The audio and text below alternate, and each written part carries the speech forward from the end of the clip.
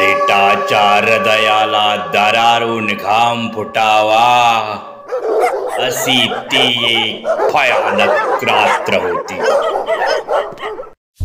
सांज व्हायला आलेली. गावाच्या कच्च्या रस्त्यावरनं तरा चालताना त्याच्या पायातल्या धुळीनं माखलेल्या चामड्याच्या चपला कर आवाज करत होत्या. किंचित सावळावरनं खुरटी दाढी आणि त्याच्या उभ्या चेहऱ्याला शोभणाऱ्या मिशा, अंगात धुळीनं माखलेली पांढरी बंडी आणि धोतर, 40शी पार केलेला पांडवा आपल्या कुटुंबासोबत गावात राहायचा. दिवसभर आपल्या मालकीच्या शेतीत मोलमजुरी करून यातूनच येणाऱ्या उत्पन्नात त्याचं छोटंसं कुटुंब 2 वेळेचा घास खायचं. हे रकमे पाणी आण लवकर. खांद्यावर घेतल्या नांगराचा फाळ घराच्या मागच्या भिंतीकडे ठेवताच पांडवाने आपल्या मुलीला हाक दिली. पोरं घरात नाही ती असं म्हणत त्याची बायकोच पाण्याचा भरलेला तांब्या घेऊन बाहेर आली. पोरं रानात गेले ती चुलीसाठी जाण काटूक आणाया. अगं बाई, भाकर करापली वाटतं. एवढं बोलून ती तशीच आत गेली. खळखळून 2-3 चुळा भरून तोंडावर पाणी घेऊन पांडवा आत आला आणि डोक्याला बांधलेल्या कापडानं तोंड पुसत म्हणाला, कितींदा सांगितलंय पोरासनी असली कामं लावायची नाही ती म्हणून. पुण्यांदा नाही सांगणार. तोवर भिंतीला कडेला अंथरुणावर पडलेले पांडवाचं वडील खोकल्याची उबाळी आवरत म्हणाल, पुन्हा बघायची नाही, आमुषा बघायची नाही, पोरासनी कुठं बी पाठवायची. होय, तुम्हासनीच फिकीर हाय पोरांची. तिनं तव्यातली गरम गरम भाकरी हाताने बाजूला शिवऱ्यात टाकली तसा पांडवा दाराच्या लाकडी उंबरट्यावरून वाटेकडे बघू लागला. इकडं रखमा जंगलात वाळलेली लाकडं जमा करत होती तर तिचा भाऊ दंगामस्ती करत पक्ष्यांच्या माग दगाड मारत खेळत होता. रखमा 12-13 वर्षाची असेल. निमगोरी, केसाची इनी बांधलेली तरी चेहऱ्यावर केसाच्या इसकटलेल्या बटा बाजूला करत आपल्या कामात गुंतलेली. अंगात शाळेचा निळा पांढरा ड्रेस जो बराच रंगहीन दिसत होता. तिचा भाऊ चंदू 10 वर्षाचा होता. सूर्यास्त झाला तसा घरट्याकडे परतणाऱ्या जंगलातल्या पक्ष्यांचा किलकिलाट वाढला. चंद्या, अंधार पडत चालला, चल घराला नाहीतर आई मारल. एवढं बोलून रखमानं जमवलेल्या लाकडाची लहानशी मुळी बांधून डोक्यावर घेतली. दोघंही रानातल्या चिंचोळ्या वाटेनं घराच्या दिशेनं चालू लागलं. पक्ष्याची लांबच्या लांब माळ आकाशात दिसू लागल्या. ती दिवसभर पिल्लांसाठी अन्न शोधून या सांजला आपापल्या घरट्याकडे परतू लागली होती. क्षितिजावर पोळलेल्या ढगांवर लालसर गुलाबी लाली स्पष्ट दिसत होती. चंद्या, सरांनी सांगितलेला अभ्यास झाला का तुझा? तिच्या प्रश्नाला चंदून आपसुकच टाळायचा प्रयत्न करत म्हणाला, उद्या मी शाळेला जाणार नाही ग. सकाळच्यानं पोटातच दुखत होतं. रखमालाही त्याचं कारण ऐकायची सवय झाली होती. तिनंही त्याची फिरकी घ्यायचं ठरवलं. खरंच कर, पोटात दुखत होतं. घरी गेलं की आबा सांगेन तुला सावंत डॉक्टरकडे न्यायला. 1-2 इंजेक्शन दिलं की सगळंच कमी येईल तुझं. कमी आलं तसं दुखायचं, घरी जायापर्यंत बंद होईल दुखायचं. चंदूला वाटलं की आपल्याला जाळ्यात आपणच अडकवतोय आणि पुन्हा रखमाच्या मागं चालू लागला. ताय, त्यो बघ ससा. चंदूच्या आवाजातला उत्साह बघून रखमा डोक्यावरची लाकडाची मोळी सावरत बघायला लागली. कुठं दिसला तुला? काहीच न बोलता जमिनीवर पडलेला एक दगड उचलून चंदू त्याच्या दिशेने भिरकवला. दगड झुडपात शिरताच खसकन आवाज झाला तसं तिथं सशाचं पिल्लू धावतच शेजारच्या झुडपात शिरलं. सशाच्या मागत चंदूही त्या झुडपाकडे जाऊ लागला. चंद्या, जाऊ दे त्याला, रात व्हायला आल्या, चल लवकर घरात. थांब ग ताई, आज त्याला नाही सोडणार. पण चंदू रखमाच्या बोलण्याकडे साफ दुर्लक्ष करून त्या काटेरी झुडपाकडे निघाला. चंद्या, ये नाही तर बस तिथंच. आणि रखमा तशीच पुढे चालू लागली. काही पावलं चालत गेली तशी मागल्या झुडपामध्ये सळसळ वाढू लागली. चंद्या, झटकन बाहेर पड नाही तर मार खाशील. ती रागातच बोलत होती की मागून चंदू ओरडला, आई ग चंद्या, मला तुझी नाटकं ठावा ती, बस वरडत. राखमा तशीच पुढे चालू लागली. पायाखाली सुकलेल्या पानाचा खच पडलेला. आता अंधार पडू लागला होता. हे आहे, चंदूच्या ओरडण्याचा आवाज पुन्हा आला. तशी रखमाने डोक्यावरची लाकडाची मुळी जोरात जमिनीवर आपटली आणि रागानं मागं फिरली. चंद्या, कुठं लपलायस? बाहेर ये लवकर, नाहीतर मी बदडून काढीन तुला. पण तिला कसलाच आवाज येत नव्हता. ती सावकाश पुढे चालू लागली. चंद्या, नाटक बंद कर, रात पडायला आली या. इतक्यात तिला चंदूचा आवाज आला. ताई, मला वाचीव ग. त्याच्या आवाजात कमालीची वेदना जाणवत होती. चंद्या, कुठं आहेस ते सांग, काय लागलंय वय तुला र? काळजीनं रखमा त्याला इकडं तिकडं शोधू लागली. झाडावरून खाली पडलेल्या सुकलेल्या पानाचा खच आणि काड्या कुणकुट्यावर पायाखाली तुडवत ती आपल्या भावाला शोधू लागली. ते गटकेनं अंधार वाढत निघाला होता आणि चंदू पण कुठंच दिसत नव्हता. म्हणूनच आता ती थोडी घाबरली होती, कारण दूरवर डोंगराच्या पायथ्याशी असलेलं तिचं गाव या अंधारात सामावून लागलं होतं. चंद्या, मला भ्या वाटायला लागलंय, कुठं आहे सांग की र? रखमा केविलवाण्या स्वरानं चंदूला इनावण्या करून सांगू लागली. पण त्याचं काहीच चावल येत नव्हती. ती तशी जागेवर शांत बाजूला पाहू लागली. भली मोठी दैत्याकार झाडं, काही उंचच्या उंच आबाळात पोचलेली, तर काही साधारण उंचीची पण मोठा घेर करून बसलेली. त्या झाडाझुडपातनं जाणारी एक चिंचोळी पायवाट जी रात्र होईल तशी अस्पष्ट होत चाललेली. काही वेळ ती तशीच मनातली भीती लपवत उभी होती. तसं तिला काही अंतरावर जंगलातल्या वाळलेल्या पालापाचोळ्यातून कोणाच्या तरी चालण्याचा आवाज येऊ लागला. तिला वाटला तिचा भाऊ तिची नजर चुकवून चालला आहे. ती स्वतःशी पुटपुटली, चंद्या, तुला बडवतच घरला नेते बघ. असं बोलून तिनं जमिनीवरची वाळलेली काठी उचलून हातात घेतली आणि समोर बघितलं तर कसलाच आवाज नाही आणि कशाचीही चाहूल नाही. रखमा आता चांगलीच घाबरली.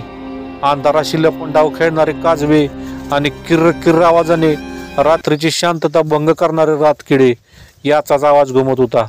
हा ताई, हे ताई, मला वाचव की अगं ताई. कुठून तरी चंदूच्या रडण्याचा आवाज येऊ लागला. रखमाने आवाज ऐकला. चंदू, कुठं आहेस र? म्हणत ती आवाजाच्या दिशेने चालू लागली. जसजशी ती आवाज दिशेने चावू लागली तसा तो आवाज आणखीन मोठा होऊन चौकेर करू लागला. भावाच्या काळजीपोटी आता ती त्या आवाजामागं धावत सुटली. कुठलीही वाट त्या आवाजाच्या दिशेने जाते याचं भान त्या निरागस जीवाला नव्हतं. इकडं घरी पांडवाची बायको दारात डोक्याला हात लावून बसली होती. तिच्या डोळ्यातून एकसारखं अश्रू वाहत होतं. रात्रीचं 10 वाजून गेलं होतं, पण रानात गेलेली तिची मुलं घरी परतलेली नव्हती. शेजारची हौसा तिला धीर देत म्हणाली, डोळ्यातनं पाणी काढू नकोस, तुझा नवरा गेलाय नव पोरासनी हुडकायला. तो बघा आला पांडवा. ती धावतच पुढे गेली, पण एकटाच कोरल्या नवऱ्याला समोर न येताना पाहून ती मटकन खालीच बसली. तिला शब्द खोटे नसा झाला होता. हौसानं कसा बसा तिला सावराचा प्रयत्न केला. कुठं आहे ती पोरं? अहो बोला काहीतरी. त्याच्याकडे काहीच उत्तर नव्हतं. डोळ्यात पाणी तराळलं. पांडवा शांतपणे बोलला, सारं गाव हुडाकलं, रानात बी बघितलं, पोरं कुठं बी नाही ती. तसं त्याच्या बायकोला जास्तच रडू कोसळलं. पांडवाचं वयस्कर वडील हातातली काठी टेकत टेकत बाहेर आलं आणि आपल्या मुलाला उद्देशून म्हणालं, पांडू जरा आत ये. बोला पांडू, आज पुन्हा हाय. दोघं बी पोरं जंगलात गेले ती. येळ घालवू नग, कोणाला तरी संग घे आणि जंगलात जा. पांडवासमोर ऐकण्याशिवाय कोणताच पर्याय नव्हता. पांडवा बाहेर पडला आणि समोरच उभा असलेल्या हनुमाकडे पाहून बोलला, हनुम्या, गोंगडा आणि पलिता घेऊन जंगलात जायला लागणार आणि कोण येतंय का बघूया.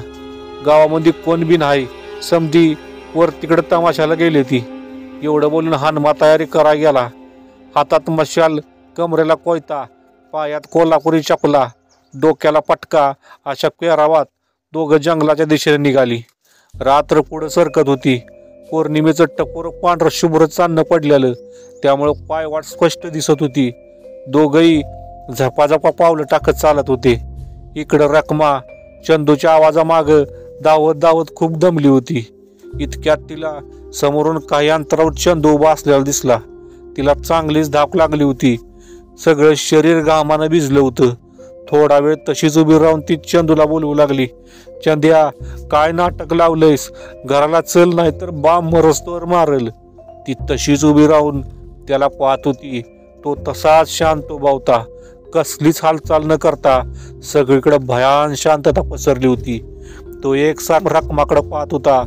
अचानक तो धावत सुटला आणि तिच्या भोवती गोल गोल धावू लागला. हे सगळं काय चाललंय रखमाला समजण्याच्या पलीकडे होतं.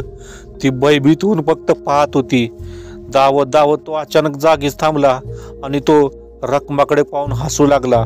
तिनं ओळखलं, हा आवाज तिच्या भावाचा नव्हता. तिच्या शरीरात प्राण नसल्यासारखी ती उभी होती. आता तो जोराने किंचाळला. वेगाने धावत रखमाच्या दिशेने येऊ लागला. त्याला पाहून तिच्या सर्व अंगावरून काटा उभा राहिला. तो तसाच किंचाळत धावत सुटला. जसा जसा जवळ येईल तसा त्याच्या कर्णकर्कश आवाजाने रखमाचे डोकं सुन्न झालं. तो तिच्या जवळ आला तसं तिनं आपल्या कानावर हात ठेवले. डोळे गच्च मिटून खाली बसली. अचानक सगळं शांत झालं. रातकिड्यांची किरकिर तेवढीच्या शांततेला भेदत होती. डोळे उघडायची तिची हिंमत होत नव्हती. भीतीनं रखमा थरथर कापत होती. धाडस करून हळूहळू तिनं डोळे उघडलं. समोर कोणच नव्हतं. आजूबाजूला पाहिलं पण कोणच नव्हतं. तिनं ठरवलं, आता काय करून इथून घराच्या दिशेला धावत सुटायचं. तोच पुन्हा हाक ऐकू आली, ताये ताये. इतक्या तिचं लक्ष काय अंतरावर असलेल्या वडाच्या झाडाकडे गेलं. चांदण्याच्या प्रकाशात तिला त्या झाडाच्या पारंब्यामध्ये काहीतरी लटकत असल्याचं स्पष्ट दिसत होतं. तिची पुढे जायची हिंमत होत नव्हती. तिला पुन्हा हाक ऐकू आली. तसा अंगावर शहारा आला. आवाज चंदूचा होता. मरण यातनाने शरीर पोखरून टाकताना तोंडातून बाहेर पडणाऱ्या आर्त किंकाळ्या आणि तरीही त्यातून जीव वाचवण्याची केविलवाणी प्रार्थना त्या आवाजात स्पष्ट जाणवत होती. रखमाला तो आवाज असह्य होऊ लागला. भीती होती ती आजूबाजूला वावरत असलेल्या एका पाशवी शक्तीची. पण आपल्या लहानग्या खट्याळ भावावरील माया तिला कोणत्या शक्तीचा सामना करायची शक्ती देत होती. तो आवाज कमी कमी होत नाहीसा झाला आणि पुन्हा रातकिड्याच्या कर्कश आवाजानं ते किर्र जंगल स्वतःमध्ये हरवू लागलं. झाडाच्या पारंब्यामध्ये होणारी ती किंचित हालचाल रखमाचं लक्ष वेधून घेऊ लागली. डोळ्यातील अश्रू मनगटाने पुसत ती चालत पाहू लागली. तो जमिनीवर वाळलेल्या पानाची सळसळ तिला जाणवली. तशी ती थबकली. एक काळ कुट्ट सरपटणारं श्वापत अतिशय वेगानं सरपटत वाटेतून निघून गेलं. ती सावरत पुढं सरकू लागली. तिची नजर त्या पारंब्यामध्ये गुंतली होती आणि चित्र स्पष्ट होऊ लागलं तसं तिला रडूच कोसळलं. समोर पारंब्याच्या मध्ये तिचा भाऊ चंदू लटकत होता. अंगावर अनेक जखमा झाल्या होत्या. त्याचं कपडं पूर्ण फाटून चिंध्या राहिल्या होत्या. आपल्या भावाची अवस्था बघून तिला हुंदका आवरणं कठीण झालं.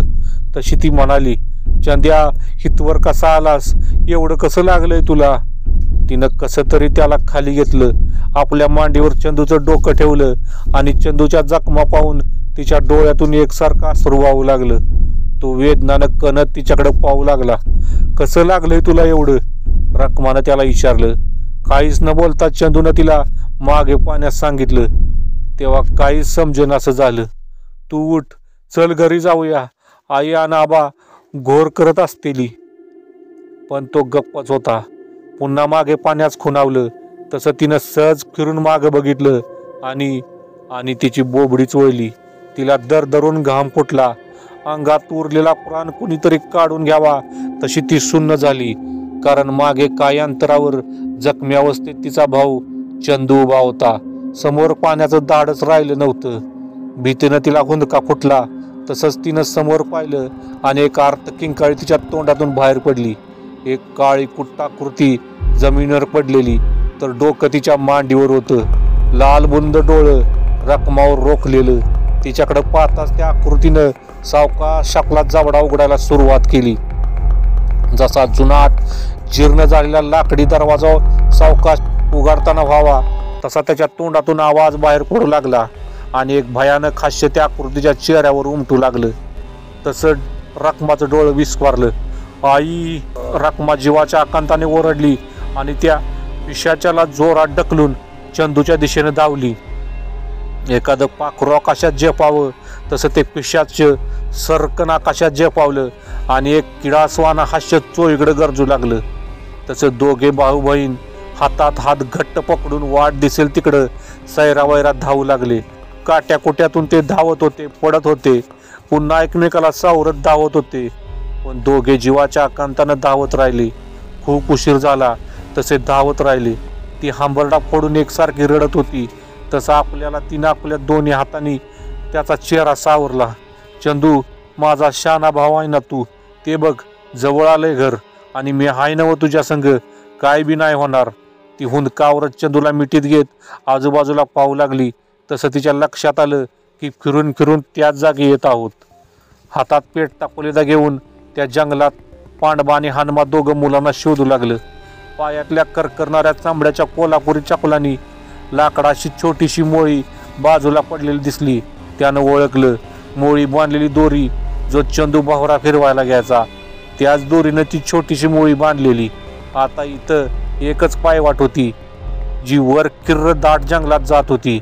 इथूनच हद्द सुरू होणार होती वेताळाच्या डोंगराची. आजूबाजूला गर्द झाडी जी दिवसाही सूर्याची किरणं जमिनीपर्यंत पोचू देत नव्हती. हातातल्या पेटत्या कोलेदाच्या प्रकाशात तो गर्द झाडांचा घेर विशाल आजगडाच्या जबड्यावर माने भासत होता. वेडी वाकडी वळण घेत जाणारी चिंचोळी पायवाट त्यांना जंगलातील रश्श्याच्या गूढ अंधारात घेऊन जात होती. रखमाला दिसलं एक अतिशय उंच 7 फूट उंचीची काळी कुट्टाकृती, लाल चमकदार डोळं, हातापायांचा सांगाडा नुसता, पण जंगलातल्या काट्याकुट्यातून तो झपाझप त्यांच्याकडे येत होता. त्याला पाहताच रखमानं चंदूचा हात घट्ट पकडला आणि माग वळून ही न पाहता धावत सुटली. ताई, लई भूक आणि ताण लागली अगं. रखमाचं लक्ष एका दगडाकडे गेलं. तिनं चंदूचा हात पकडून त्याला तिथं बसवलं. इतक्यात तिला दूरवर काहीतरी दिसू लागलं. थोडा आणखी निरकून पायाचा प्रयत्न करू लागली. तसं दूर डोंगराच्या पायथ्याशी किंचितचा प्रकाश पुढं सरकत असल्याचं जाणवू लागलं. काही क्षण तो प्रकाश दिसायचा आणि दुसऱ्या क्षणी पुन्हा नाहीसा व्हायचा. तिच्या चेहऱ्यावरची भीती अचानक कमी झाली आणि तिनं शरीरातली सारी ताकद एकवटून ओरडली, आबा! तिच्या आवाजानं रात्रीची निरव शांतता भेदत गेली. डोंगर माथ्यावरून निघालेला रखमाचा आवाज त्या निरव शांततेने दूरवर एकू जाऊन लागला. तो आवाज पांडबा आणि हनुमाच्या कानावर पडला. तसं दोघांच्याही चेहऱ्यावर समाधान झळकलं. पोरी, घाबरू नको, आम्ही येतोय तिकडं. पांडबानेही तिच्या आवाजाला प्रतिसाद दिला. आपल्या वडिलांचा आवाज ऐकताच रखमाला हुंदका आला. ताई, मला लय भूक लागली ग. रखमाला मागून आवाज आला. तशी ती वळली तर चंदू त्या दगडावर उठून बसलेला. त्यानं रखमाचा हात आपल्या हातात घेतलेला. तसं तिचे डोळे पाणावले. रखमा बोलली, चंदू, ते बघ पेटतं पलीद, आबा येतोय आपल्याला न्यायला. थोडा धीर धर, काय खायला घालू तुला? भूक तर मला बी लागल्या, पण आधी हितनं बाहेर पडूया. तो चंदूनं रखमाच्या हाताचा करकचून चावा घेतला. जीवाच्या आकांताने ती ओरडली आणि जोराने हात झटकून बाजूला झाली. जखमेतून एकसारखं रक्त वाहत होतं. एका हातानं जखम दाबून धरत ती चंदूवर ओरडली, चंद्या, डोकं फिरलंय का तुझं? तसा चंदू उठून उभा राहिला. त्याचा आवाज कमालीचा रागीट झाला होता. रखमाच्या जखमेतून वाहणार रक्ताकडे पाहून बोल लागला, मला लय भूक लागली या. रखमाला काय करावं सुचत नव्हतं. ती बेदरल्या नजरेने त्याच्याकडे पाहत होती. त्यानं तिला ढकलून खाली पाडलं आणि जमिनीवरची काठी उचलून जोरजोरात तिच्या डोक्यावर फटकं मारू लागला आणि किंचाळू लागला, मला लय भूक लागली या, मला लय भूक लागली या. काठीच्या एका पाठोपाठ एक बसणाऱ्या फटक्यानी रखमा विवळत बेशुद्ध होऊ लागली.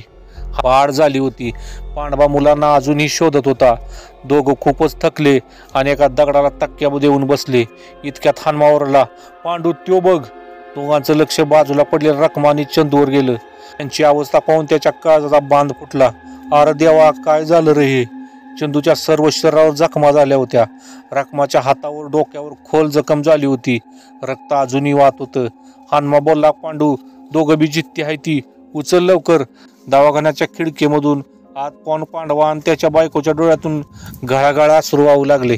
दरवाजा ढकलून दोघे सावकाश आत गेले. तसा चंदू आईला बिलगत पांडवानं रखमाच्या डोक्यावर हात फिरवला. पुरी मरणाच्या तोंडातनं आपल्या भावाला परत आणलंस तशी पाणल्या डोळ्यांनी रखमा म्हणाली, आबा तो भाव हाय माझा, त्याच्या पायी जीव बी दिला असता. आणि पांडवाने तिला आपल्या छातीशी कवटाळलं.